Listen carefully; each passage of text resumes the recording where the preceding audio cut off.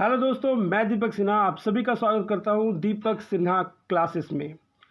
Class 11th political science chapter number 9 है हमारा, संविधान एक जीवंत दस्तावेज।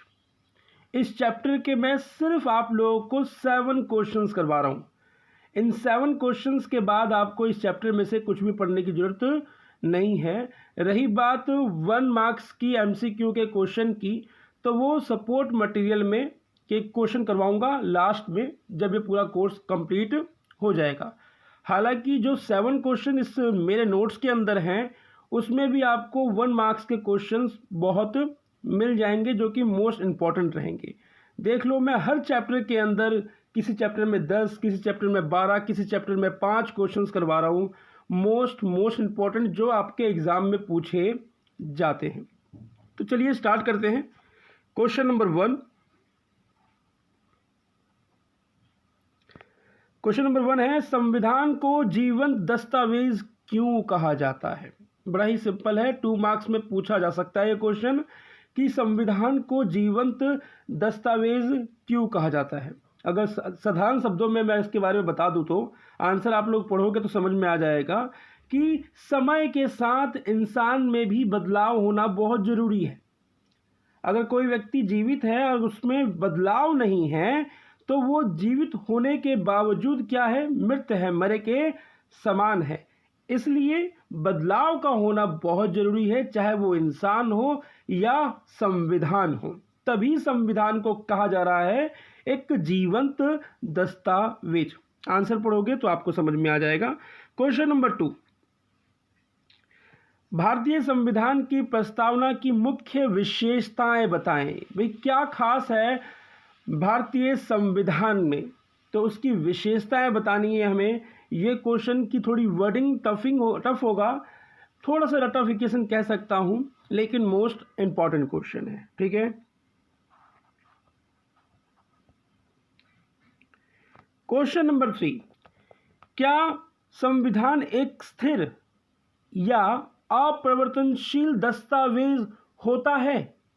यहां पर सभी के संविधानों की बात कही जा रही है कि क्या जितने भी देश हैं, उन देशों के अंदर जो संविधान है, तो क्या वो स्थिर यानी कि फिक्स, या अपरिवर्तनशील यानी कि उसके अंदर किसी प्रकार का कोई चेंजेस नहीं होता? क्या ऐसा दस्तावेज होता है? इसके बारे में आपको बात करनी है। लेकिन इसका आंसर स्टार्टिंग में जैसे लिखा हुआ है कि इसका उत्तर होगा नहीं। संविधान एक गतिशील या सजीव दस्तावेज है, एक प्रगतिशील राष्ट्र के साथ। आंसर की पहली लाइन पढ़ रहा हूं, एक प्रगतिशील राष्ट्र के साथ इसमें भी बदलाव होना चाहिए। जैसे जैसे राष्ट्र आगे बढ़ रहा है, वैसे वैसे संविधान में भी परिवर्तन होना चाहिए। तो इसका आंसर आप लोग पढ़िएगा। अगर कोई भी बात समझ में ना आए तो प्लीज़ कमेंट बॉक्स में ज़रूर लिखना, मैं सेपरेट वीडियो बनाऊंगा। ठीक है। क्वेश्चन नंबर 4, क्या भारतीय संविधान एक संतुलित दस्तावेज है? अब ये पर्टिकुलर भारत के बारे में बात कर रहा है कि क्या भारतीय संविधान एक संतुलित दस्तावेज है? कारण बताओ, कारण बताओ। तो थोड़ा सा एक्सप्लेन किया हुआ है, उसके बाद ये सारे पॉइंट्स। और देखो, ये पॉइंट्स को ना ध्यान देना, लिखने का तरीका। आप लोग भी अपने एग्ज़ाम में इस पैटर्न को अगर फॉलो करते हो तो बहुत अच्छा रहेगा। आप अपना पहले पॉइंट लिखो, पॉइंट लिखने के बाद उसको अंडरलाइन करो कि एग्जामिनर को दिखे कि हाँ, पहला पॉइंट क्या है? सारभूत प्रावधान।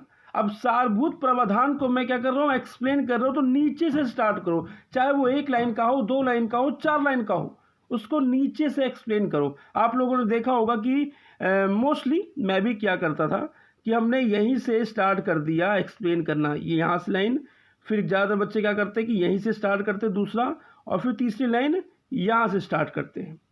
ठीक है। या कुछ बच्चे करते हैं कि भैया ये किया, सॉरी, ओके, क्या हो गया ये, 1 मिनट।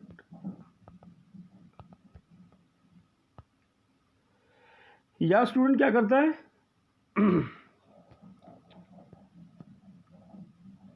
यहाँ से एक्सप्लेन करना स्टार्ट किया, और फिर दूसरी लाइन यहीं से स्टार्ट, उसने कर दी। तो ये पॉइंट्स ना, ये पॉइंट क्या होता है, छिप जाता है, ये पॉइंट छिप जाता है। इस पॉइंट्स को ना दिखाना है हमें एग्जामिनर को कि हमने हमने अपना पॉइंट लिखा है, ठीक है।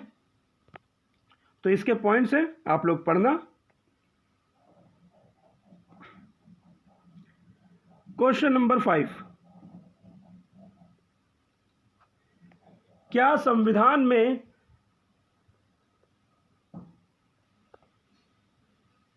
क्वेश्चन नंबर 5, भारतीय संविधान में संशोधन करने की विधियों का विस्तार पूर्वक वर्णन कीजिए। ये क्वेश्चन के बारे में अगर मैं बात बोल दूं, most most most important question है, एग्जाम में पूछा जाएगा। फाइनल टर्म की बात कर रहा हूं, ठीक है। इस क्वेश्चन को प्लीज अच्छे से याद करना। आप लोग प्लेलिस्ट में जाओगे तो क्वेश्चन आंसर की एक लिस्ट होगी, क्लास 11th क्वेश्चन आंसर 2023-24।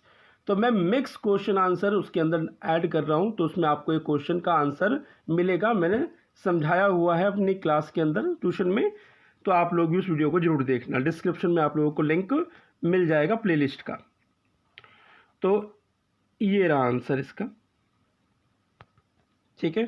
पहले तो बता दिया गया, अभी उसके बाद पहले पॉइंट में, पहला पॉइंट देखो ऊपर ही क्या लिखा हुआ है, संसद में सामान्य बहुमत के आधार पर चेंजेस होते हैं, जिसको हम सरल विधि भी कहते हैं। दूसरा पॉइंट है दोनों सदनों में विशेष बहुमत के आधार पर, ये मध्यम विधि है हमारी। और तीसरा है विशेष बहुमत तथा आधी विधानसभाओं द्वारा स्वीकृति के आधार पर संशोधन होता है, इस विधि को हम कठोर कहते हैं, ठीक है। ये तीनों प्लीज याद जरूर करना। अब आ जाओ क्वेश्चन नंबर 6, भारतीय संविधान को जीवन दस्तावेज बनाने वाले कारकों का वर्णन करें। किस आधार पर हम कह सकते हैं कि हमारा भारतीय संविधान क्या है, जीवित है। वो इस आधार पर कह सकते हैं कि बनाने वालों ने इसके अंदर ध्यान रखा कि भैया समय के साथ इसके अंदर परिवर्तन होना बहुत आवश्यक है। भले ही आज हम इसको बना रहे हैं, आज लिख रहे हैं इसको, लेकिन जो समय आज चल रहा है आगे 50 साल के बाद नहीं चलेगा, तो उसमें परिवर्तन होना बहुत जरूरी है।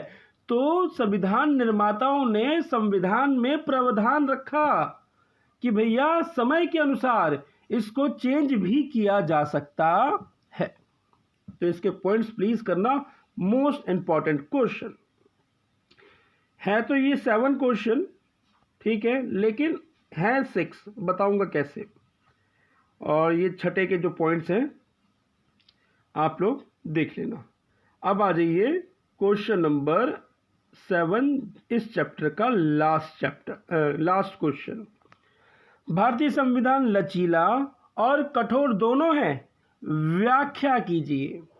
ये क्वेश्चन पूछा जाता है, लेकिन देखो अब घुमाया गया है, आंसर एक ही है। क्वेश्चन नंबर 5 का जो मैंने अभी आप लोगों को ऊपर बताया कि ये जो 3 विधियां हैं, क्वेश्चन नंबर 5 की ये 3 विधियां, क्वेश्चन नंबर 5 की ये 3 विधियां, पहली विधि ये, दूसरी विधि और ये तीसरी विधि, इन तीनों विधियों को क्या किया गया है, इस क्वेश्चन के अंदर मर्ज कर दिया गया है।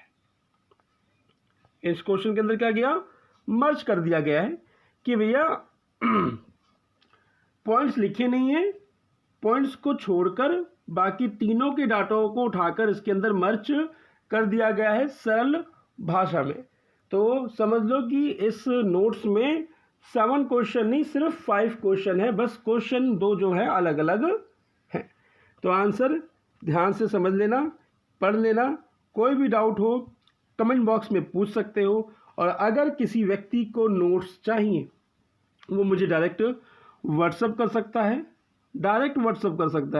क्या कहते हैं, डिस्क्रिप्शन में व्हाट्सएप ग्रुप ज्वाइन करें, मुझे मैसेज करें, और मैं वहाँ पर उसको पेमेंट का मेथड बताऊंगा। उसको क्लास 11th के पॉलिटिकल साइंस का पूरे PDF उसको मिल जाएंगे, ठीक है। और प्राइस होगा मात्र 199 रुपीज़। तो मिलते हैं नेक्स्ट वीडियो में। तब तक अपना और अपने परिवार का ध्यान रखें। जय हिंद, जय भारत।